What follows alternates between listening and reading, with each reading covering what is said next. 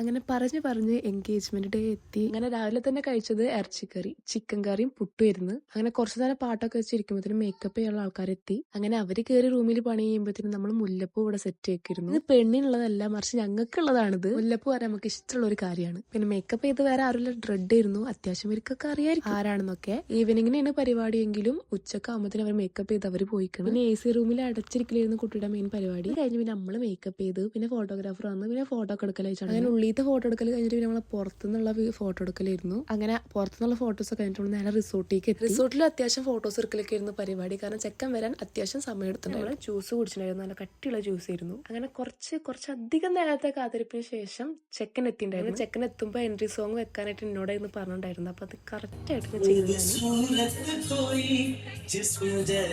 അങ്ങനെ പിന്നെ അവരെ കാര്യങ്ങളൊക്കെ ആയി. അപ്പൊ പിന്നെ കുറച്ച് കഴിഞ്ഞപ്പോൾ ഞങ്ങൾ ഫുഡ് കഴിക്കാൻ. എന്ത് പരിപാടിയാണെങ്കിലും ഫുഡ് മുഖ്യം ആണല്ലോ. അത് കഴിഞ്ഞിട്ട് ഐസ്ക്രീമും ജലേബിയും ഒക്കെ ഉണ്ടായിരുന്നു. അങ്ങനെ അതൊക്കെ കഴിച്ചു. 10 മണിയൊക്കെ ആയതിനു ശേഷം നമ്മൾ അവിടെ റിസോർട്ടിൽ നിന്ന് ഇറങ്ങിയത്. പിന്നെ വീട്ടിൽ പോയപ്പോൾ ഡ്രസ്സ് ഊരാനും പിന്നെ ലെൻസ് ഊരാനും ഒക്കെ ഉണ്ടായിരുന്നു. അങ്ങനെ അതൊക്കെ ചെയ്തിട്ടാണ് നമ്മൾ വീട്ടിലെത്തിണ്ടായിരുന്നത്. ഞങ്ങൾ വീട്ടിലെത്തുമ്പോൾ ഒരു 1 മണിയൊക്കെ ഉണ്ടായിരുന്നു.